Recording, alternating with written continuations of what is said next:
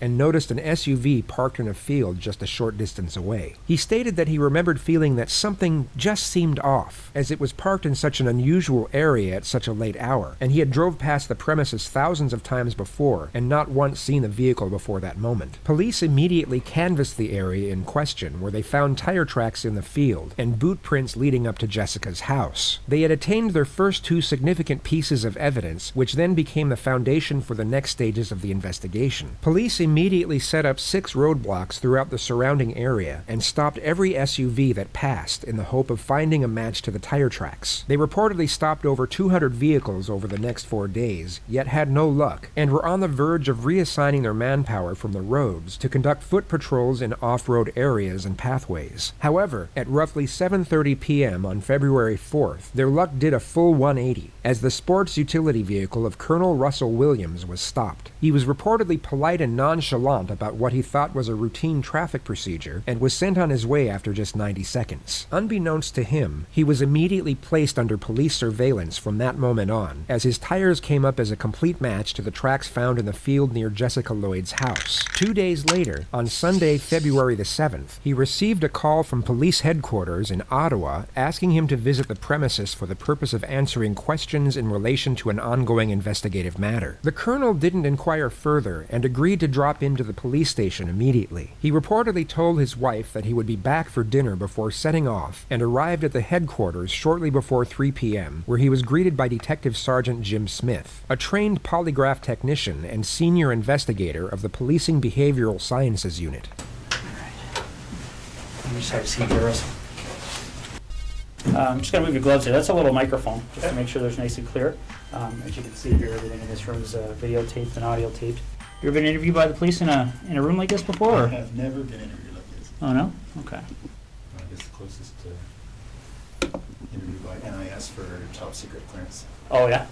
There are 3 types of security clearance for all military institutions serving under NATO: confidential, secret, and the highest being top secret, which is what the colonel just specified. This takes roughly 8 months to be cleared for, and only a very select few are given this level of jurisdiction, as unauthorized disclosure of top secret information could cause exceptionally grave damage to national security. It took just over 40 seconds for the colonel to remind the detective of who he was, and just how important he was. It's a testament to his self-conceited air of invincibility and just how assured he felt in the present situation. All right. Well, again, Russell, I appreciate you coming in. The gasconade is casually acknowledged, yet quickly brushed to one side by the detective, followed by the informal address to the subject using his first name. He immediately sets the stage for the interview and takes the colonel down from his elevated platform for the sole purpose of stripping away confidence. This increases the telling signs in body language and intonation when information is fabricated, and also decreases cognitive stamina, lessening the amount of time an individual can keep a facade before they essentially break. Placing the subject on an even platform also allows for the investigator to both exercise and mystify his own powers, which will serve a significant purpose during the later stages of the interrogation. This is all done in a manner that demoralizes the subject, while at the same time maintains an appropriate level of rapport, and gives reason for the detective's non-confrontational disposition. An investigation like this, I mean, I'm sure you can appreciate it's been big news, especially down Belleville way. And, you know, obviously our approach to cases like this is that we don't give up on somebody being alive until we get evidence that they're not. So because of that, we're treating Jessica's case as an emergent situation, obviously. So we're fast forwarding things that we might normally take our time with. And that's why we're here on a Sunday afternoon. Sure. So again, I appreciate it. Okay. We're going to do a pretty thorough interview today. Okay. The reason for that is because the last thing we want is to be calling people back again and again and again, okay? So what we're going to do is we're going to go over a number of things, and I'm going to explain what all those are to you, okay? I'm a big coffee guy. I don't know if you're a coffee guy or not, but I didn't want to drink in front of you, so. No, I appreciate that. All right, go ahead. I could definitely, are they black? Yeah, they're just black with sugar.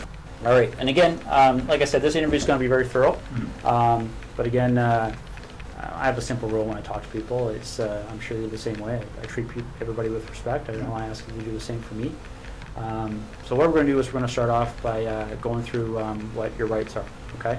Okay. Just like everybody else, okay? Have you ever been read your rights before? No. Yeah, I'm sure you've seen it on TV a whole bunch of times, but that's usually the American version, so Okay. I'll go over with you briefly, okay? Mhm. Russell, just to avoid any confusion, because people do get confused when they're talked to by the police, is that you're obviously not under arrest here today, okay? Yeah. Anytime you feel you want to leave here, you feel free to do so. The door's not locked. Teresa will walk you down the lobby anytime you want, okay? Although the subject was free to leave at any time, there was a very subtle yet highly effective subconscious strategy set in place to try to stop this from happening. The detective has sat between Russell and the door. You will see this method utilized in almost every interrogation, as it's a subliminal message essentially telling the subject, if you want out of this room, you have to go through me. It's been argued that this can act as an imperative emotional barrier that has often prevented many suspects from leaving these areas of which they are most vulnerable and susceptible to incrimination. If there's anything that comes up in our interview today, Russell, that you feel you want to talk to a lawyer about, you just let me know, okay? Sure. And the reason for that is I want to explain to you exactly what's going on here, okay? Jessica Lloyd is one of 4 cases that we're currently investigating, okay? Right. And essentially what's happened is over the past about 4 or 5 months, there have been 4 occurrences that, like I said, that we're looking into. 2 of those occurrences occurred in September of 2009. And very briefly, they were up in the Tweed area. Yeah. They involved somebody entering 2 different women's houses in the evening hours and committing sexual acts. Yeah. Okay. During 2009, there were 34 break-ins and attempted break-ins in the quiet town of Orleans, Ottawa, resulting in the theft of hundreds of intimate female garments, 1 incident of rape, and 1 incident of forcible confinement. All of these occurrences took place not far from the home of Russell Williams, who is now the prime suspect for each of these infractions at the time of his interrogation. In November of 2009, a young lady by the name of Marie-France Como, yeah, was found murdered in her home in Brighton. And we believe that there was a sexual component to that crime as well. Corporal Marie-France Como was a 37-year-old military traffic technician based at CFB Trenton. She was raped and suffocated to death inside her home in late November of 2009, which the colonel was also the prime suspect for at this moment. And then most recently we have Jessica Lloyd's disappearance, okay? So essentially, when you're looking at those kind of crimes, we're looking at a number of different potential criminal charges, right? We're looking at issues all the way from the most serious one, which is first-degree murder, kidnapping, sexual assault, break and enter with intent to commit sexual assault, forcible confinement, okay? And so what I want to make sure you understand, and this is what we've been doing with everybody we've been talking to, is that clearly when we find out who's responsible for one or all of those crimes, they could be charged with one or all of those offenses, okay? Whether it's you or whether it's anybody else, all right? And that's why it's important that we make sure that people understand what they have to do and what they don't have to do when they're talking to us, okay? So as I said before, any point today you feel the need, you want to speak to a lawyer, you let me know, and we can take you to a room where you can do that in private, okay? Is there any reason you want to call a lawyer now? Okay. These first 2 attacks happened not that far from my place in Tweed. Well, the second one did. Yeah. We didn't even know the first one had happened, but I understand that was originally close as well. But the second one was very close. Yeah. So certainly at the time, you competed a door-to-door. Yeah. Within a couple of days, probably the same night. So I spoke with a couple of guys then. The analysis of vocal intonation is a tricky thing when dealing with interrogations, as it cannot be used as evidence in court. Yet intuition would give many the sense that discomposure is emanating from the colonel at this moment. The way he is speaking comes across as slightly nervous and unsure. He would appear to most as being agitated in the manner he is both processing information and communicating his responses. This type of cognitive recognition is a difficult thing to articulate into words, and investigators simply characterize it as gut instinct, which Detective Jim Smith would have no doubt been feeling at this moment. He would have been almost certain that the man sitting before him was guilty simply by the way he was talking, quiet with a hint of nervousness, incongruent with how a military commander would normally carry himself. Okay. Yeah, and I'm aware of that from looking at the different cases. And essentially, Russell, in a nutshell, that's what we wanted to talk to you about, okay? Those 4 cases are of concern to us. And, you know, you've kind of almost hit the nail on the head about some of our issues that kind of make us want to talk to Russell Williams, okay? Mhm. Because essentially, there was a connection between you and all 4 of those cases. Would you agree? Geographically, And then I guess or I drive past, yes, I would Yeah. have to say there is a connection, yeah. The colonel is asked to state his movements and activity over the past 4 days, which is known in forensic psychology as gathering pretext. The detective wants to get an initial alibi from the suspect before the confrontational phase of the interrogation begins. This is the most calm a state that he intends to keep Russell in before he ramps up the pressure, and a more relaxed suspect often results in more detailed pretext, thus more information to scrutinize and correlate with any changes made at a later stage. Friday on the day, I was, You have a bad week, huh? I'll make it worse for that. Friday on the day I was at home most of the day. I had a stomach flu. okay, in Ottawa or Tweed? Tweed. In Tweed. Tweed is a village in Ontario where the colonel had a second vacation home located roughly 125 miles from his house in Ottawa. Okay. Yeah. So we backtrack then. So all day Friday, you're at home, Yep. and then what time do you leave to go to the base to sleep there on the Friday night? You get out much? I'm not sure. Probably just went in for just before bed. So I probably left Tweed between 8 and 9 or so. Okay. And you get to the base and spend the evening there and get up for the 5:30. Yeah. Okay. That's right. So we backtrack from there. When did you arrive at your home at the cottage? I don't want to get confused between your home in Ottawa and the home in Tweed. Understood. So, No, I had been in Tweed all week. yeah. The week prior now. Yeah, I think that's the case. I was in Tweed all week. Flew Saturday. Headed to Ottawa Saturday night. Okay. So if you didn't have the stomach flu on the Friday, what was your Then schedule it was that day? Saturday, Okay. right. What would you mean my schedule? Just a standard schedule in the office. Okay. So, office brief in the morning, a couple of meetings. I can't remember what the specifics are. Okay. So Thursday night you slept at Tweed, or you? Yep. All right. And what did you do Thursday during the day? Thursday during the day, I was at the base again. I think it was a fairly standard day. I can't recall exactly, but yeah, I was not flying, so I was at the base. So I would have gone in early in the morning, back in the evening. Okay. The method of gathering pretext is then focused on the murder of Marie France Como. Okay. Now I'm not going to walk you through November, but I'm going to take you to a date that's probably pretty fresh in your mind. The day that Marie France Como. Yeah. Do you remember how you found out? I do. Yeah, I was sent an email. Well, as soon as the ops staff and the base learned, they told me. Okay. So I got an email. I can't remember if it was late at night or in the morning. Certainly, I saw it. I want to say first thing in the morning because I had just come back from Ottawa. I was in Ottawa for a set of meetings on one of the days. I can't remember what day of the week we're talking about, but yeah, no, I mean, obviously when people get killed, it gets your attention. So Absolutely. I very much remember it coming in. And how did you know Marie France Como? I'd only met her once. She was on a crew. I was on just after I got to the base.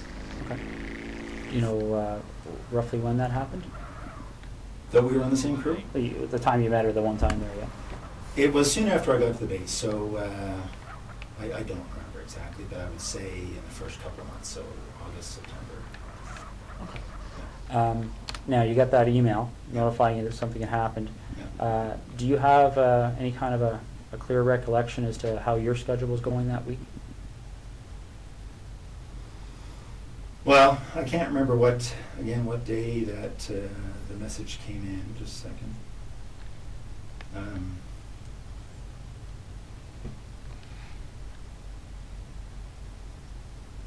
I can't remember what day it did, but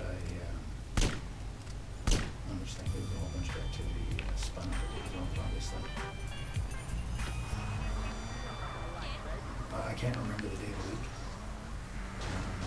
This was the third time in quick succession the colonel stated that he couldn't remember the answer to the question. A normal interaction between two parties would most often elicit the person posing the question to reassure the individual it was directed at. Statements along the lines of, "Don't worry if you can't remember, we'll move on," or "It was a long time ago, it must be difficult to recollect," would be afforded as a form of consolation and to also break the uncomfortable silence. Even during a legitimate witness statement, some form of emotional assistance or encouragement will often be given, especially to someone in the midst of recollecting a distressing moment or time period from the past. On this occasion, there is no such reassurance from the detective whatsoever, only a stoic gaze and not a single shift in body posture during the moments of silence.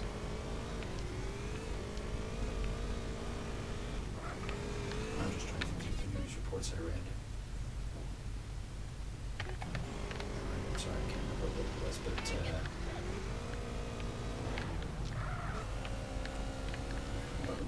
what we learned after the fact was that the MPs had learned of her death, I think quite a bit after her body had been discovered. So I think what happened, I'm sorry.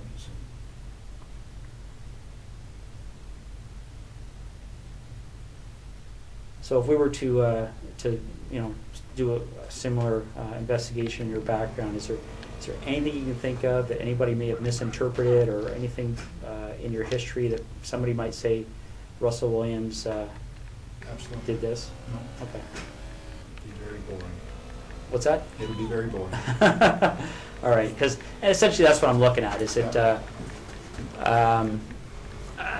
You seem like a very intelligent person, and I think you can see how a surprise like that would certainly set off some alarm bells in an investigation. Right? Okay. So the next thing we need to cover off is, I'll just ask you this straight out. Given the types of crimes we're investigating, do you get much chance to watch television shows, CSI, things like that?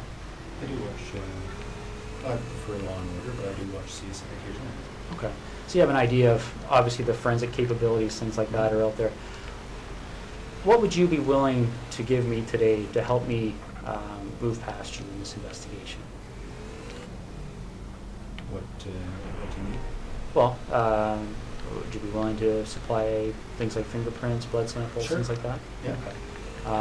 This is what is known in both psychology and philosophy as a crossroad, a moment in your life when a single and often instantaneous decision you make will take you on one of two exceedingly diverging paths in your journey. The only two pieces of evidence that police had acquired at this point in time were the tire tracks and the footprints outside the missing person's residence. What many are unaware of is that the DNA found on Marie France Como was not admissible, as her body was highly decomposed at the time of discovery, thus making any genetic analysis virtually impossible, as this was before the era of the latest DNA testing method known as next-generation sequencing. Only one of the sexual assault victims had male DNA found on the back of her neck, yet this was by far the least severe attack, which falls into the bracket of forcible confinement, and had no exterior elements connected to the more serious infractions of murder and rape. The evidence of the tire tracks would be easily refuted by a defense team, as they were a relatively common brand for off-road vehicles, which would extinguish the BRD standard of proof, also known as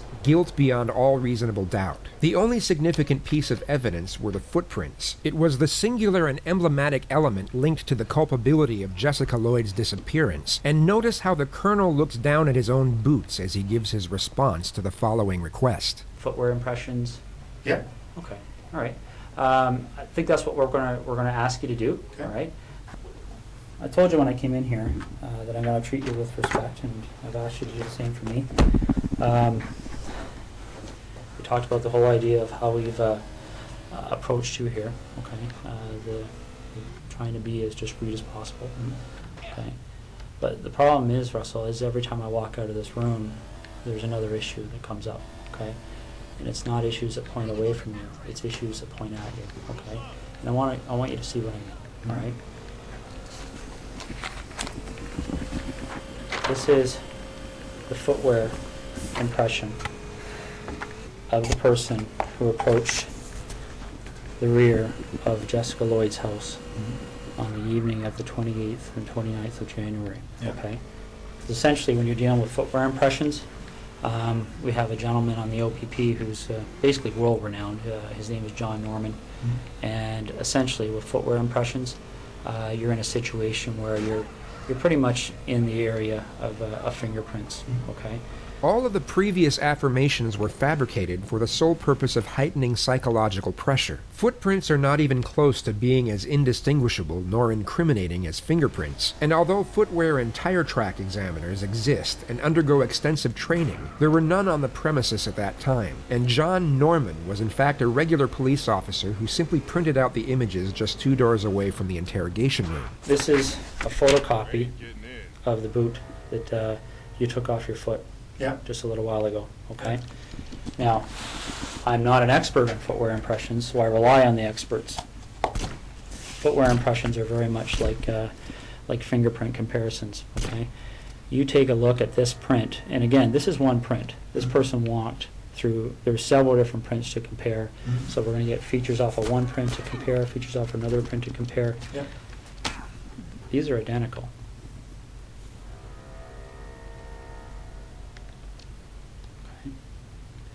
Your vehicle drove up the side of Jessica Lloyd's house.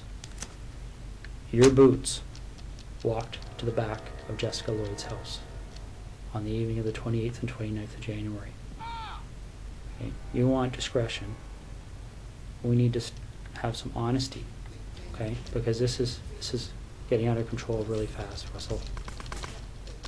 Like really, really fast.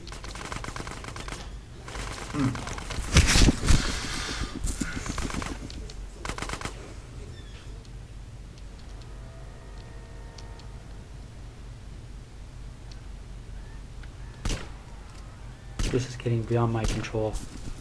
This relates to the previously stated tactic of the interrogator exaggerating and mystifying his own powers while maintaining significant level of rapport with the suspect. He's essentially telling the colonel that he is still a friend, yet the powers that he has can only benefit him if he acknowledges the accusation, which at this moment isn't a full confession, only that he was present at the scene in question. The reason the detective asserts to the suspect's presence at the crime scene while not directly accusing him of the actual crime is for the purpose of affording him multiple options of how he chooses to respond. An outright accusation can often lock up a suspect and cause them to deny everything as a reflex response, and this often leads to them requesting legal counsel and stopping the interrogation dead in its tracks. Affording the suspect an exit strategy results in a higher chance of acknowledgement. As an example, the colonel could admit that he happened to be at the crime scene at the time in question, yet think up ulterior reasons as to why he was there. It wouldn't be a full confession, yet it would get the detective one foot in the door, and this primary admittance would then become the new platform for further building the case against the suspect. Research shows that once a person has complied with a small request, they are more likely to comply with a larger demand.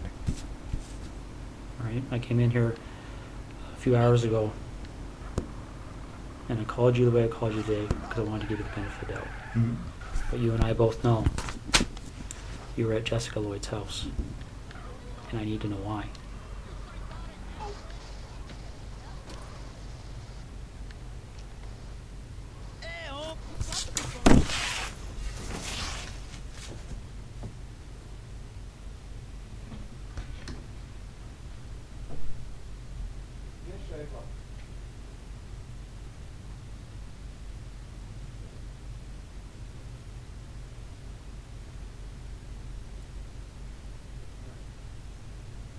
I don't know what to say. It's, Well, you need to explain it because this is the other problem we're having, Russell, okay? Again, these decisions are made.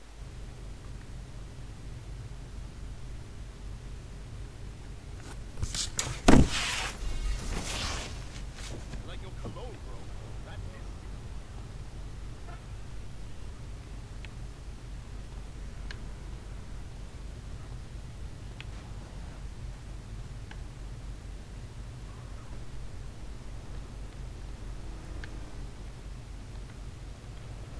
I don't know what to say. It's, Well, you need to explain it because this is the other problem we're having, Russell, okay? Again, these decisions are made by me. Right now, there's a search warrant being executed at your residence in Ottawa. Okay? So your wife now knows what's going on. There's a search warrant being executed at your residence in Tweed, and your vehicle's been seized. Okay? You and I both know they're going to find evidence that links you to these situations. Okay? You and I both know that the unknown offender, male, A, on Marie France Comeau's body is going to be matched to you, quite possibly before the evening's over. Okay? This is a major investigation. The Center of Forensic Science is on call 24 hours a day helping us with this. Mm-hmm. Your opportunity to take some control here and to have some explanation that anybody is going to believe is quickly expiring. Mm-hmm. The narrative technique is a variant of the reframing technique, which is when the interrogator reframes the risks associated with not cooperating, and also the gains associated with cooperating. In this particular instance, he's magnifying the beneficial elements of the suspect being able to tie his own narrative to the crimes, while also increasing the fear of him having that same opportunity taken away. Nice job getting that phone, mister. Okay? Russell, Mm-hmm. listen to me for a second, okay? When that evidence comes in, when that DNA match, when that phone rings and somebody knocks on this door, your credibility is gone, okay? Because this is how credibility works, all right? And I know you're an intelligent person and you probably don't need to hear this explanation, but I also know your mind's racing right now, okay? Because I've sat across a lot of people in your position over the years, Mm-hmm. okay? The bottom line is that as soon as we get that piece of evidence that solidifies it, Mm-hmm. DNA, okay? As soon as the expert in footwear impressions, the expert in tire impressions, calls and says, yes, I've examined those and they're a match, Mm-hmm. it's all over. Because as soon as that happens, where's your credibility? Where's your believability? Russell, you know there's only one option. What other option is there? What's the option? Well, I don't think you want the cold-blooded psychopath option. I might be wrong. Because don't get me wrong, I've met guys who actually kind of enjoyed the notoriety, got off on it. Got off on having that label. Bernardo being one of them. I don't see that in you. If I saw that in you, I wouldn't be back in here talking to you, quite frankly. This is in essence the reframing technique that can also be interpreted as the ego up and fear up techniques combined. The detective is heightening the perceived benefits of the suspect's character being presented in a better light, while also increasing the fear of his character being further vilified.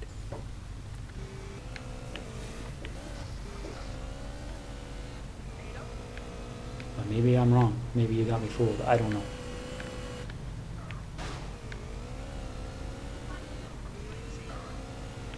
This is over. And it can have a bad ending where Jessica's parents continue to wonder where her daughter's lying.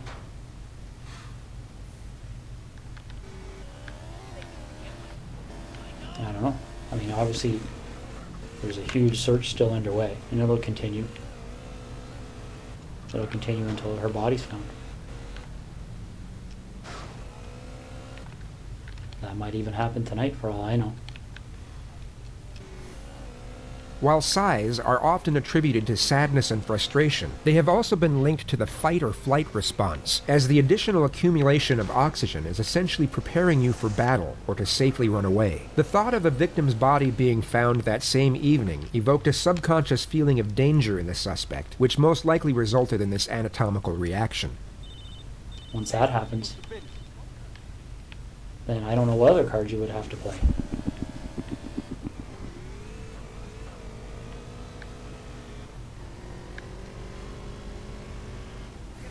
What are we going to do?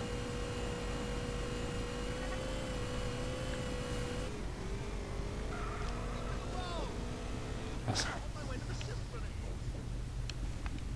What are we going to do?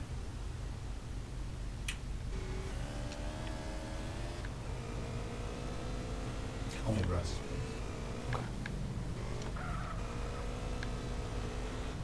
What are you gonna do, Russ?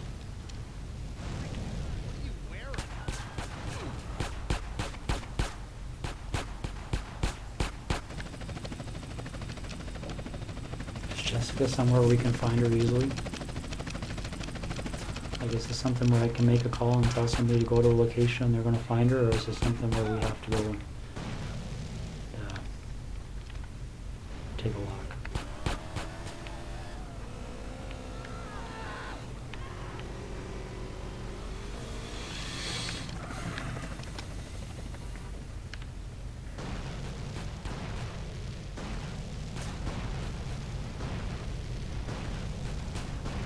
Russ, maybe this would help. Can you tell me what the issue is you're struggling with?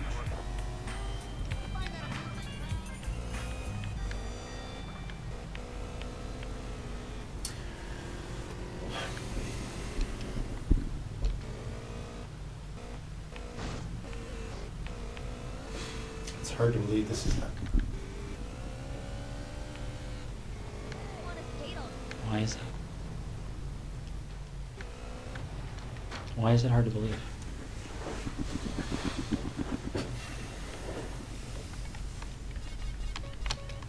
Russ, is there anything you want from me? Is there anything you want me to explain? Is there something missing that you're struggling with that I can shed some light on for you?